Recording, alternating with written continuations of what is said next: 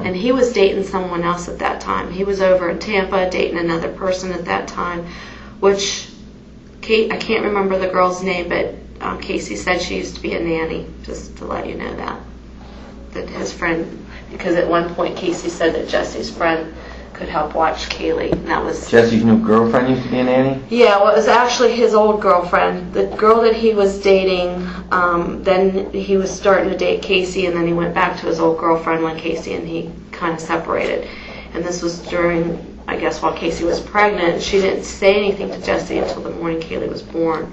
So the girl that used to be... I never met her, don't really know her name. Jesse's girlfriend before your daughter started dating him was a nanny? No, you don't know her name? No, I can't remember her name.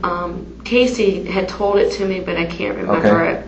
But Casey said that she babysat. She had babysat, and that she could potentially, even after they broke up, that she could potentially be a babysitter for Kaylee. And again, I can't remember the name. Sorry, I made you jump topics there. No, that's okay. What is the but the incident was... I'm sorry? The anger and rage incident. Okay, the incident, George and I started sometime around maybe February, March, really starting to talk about maybe working things out again. And our anniversary's in March, around March 19th.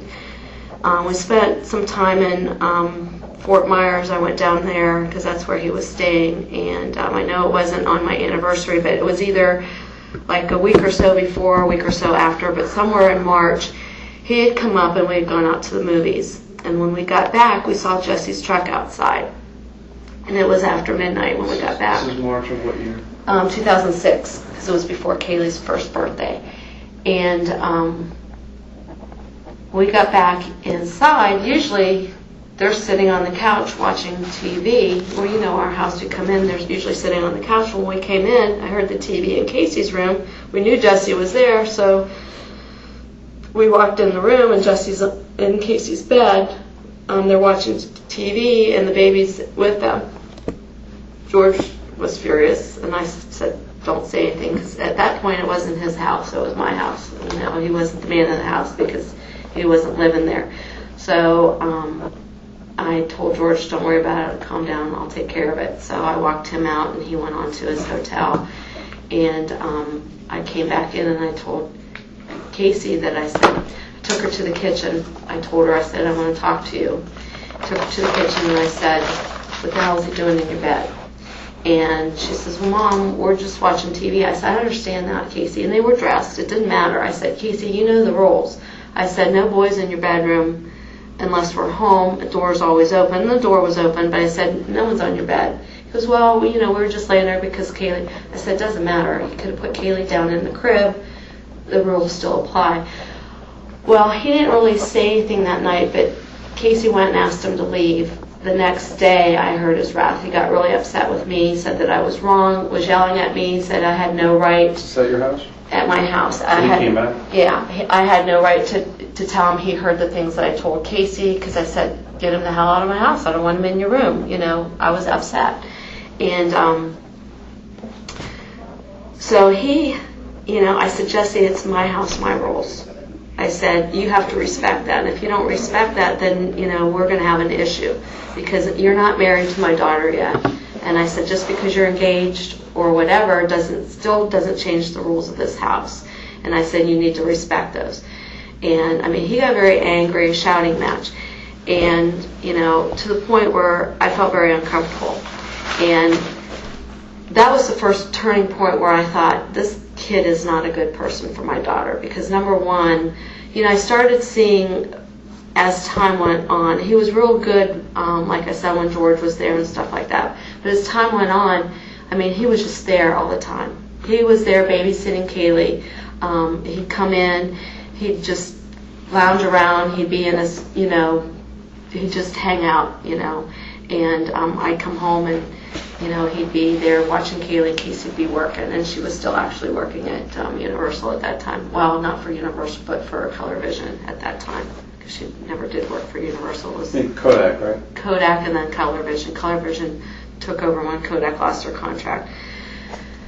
But anyway, let me get clarification on that. So there's times where he was at the home with the baby, but everybody else was gone. Right. So he's part of the family, really. Yeah, I mean, I wasn't real thrilled with him being in and out of the house by himself, but, you know, that was Casey.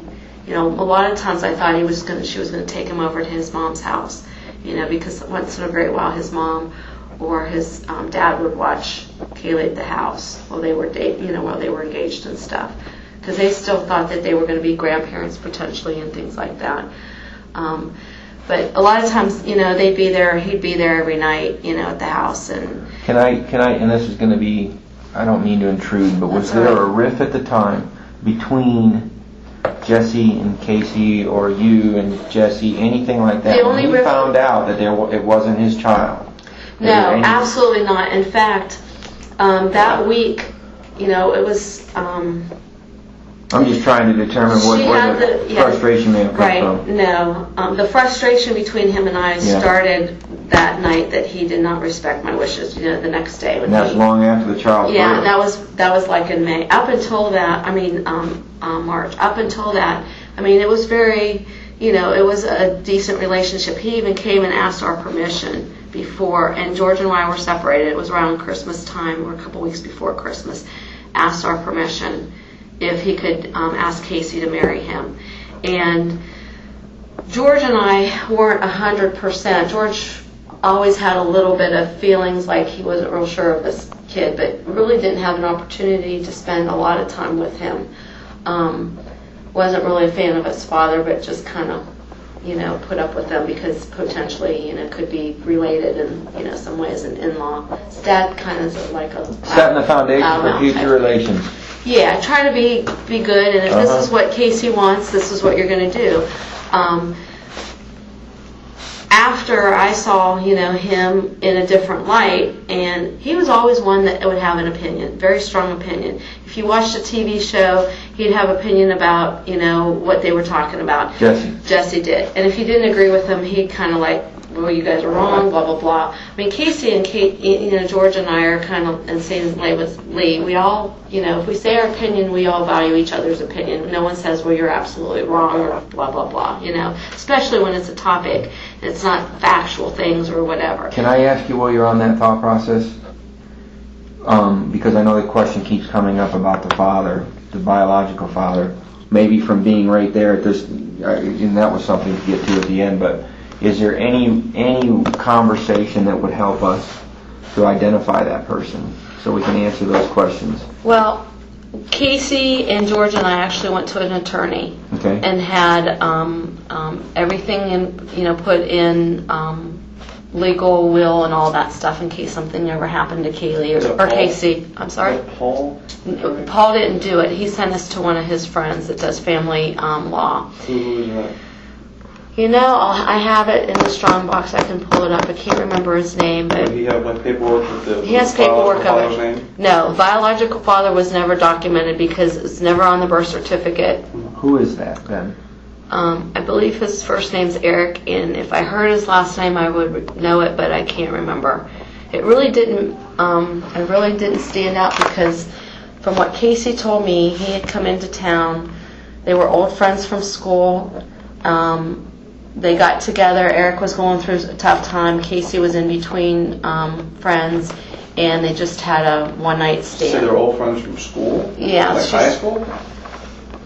I'm not sure how far back it goes, but she had known him through her high school. And whether or not they went to school, because see, Ryan was one of her best friends, but they didn't go. Yeah, he didn't go to high school with her. He went to Bishop Moore, but they went to middle school and elementary school together. But they remained friends. So Eric wasn't just someone she met. Eric is someone that she went to school with. Someone that she had known during. This is according to Casey. This is what she had told me way back when. I mean, this was, when I found out that Jesse wasn't the father, because then I asked, well, who else could be? No.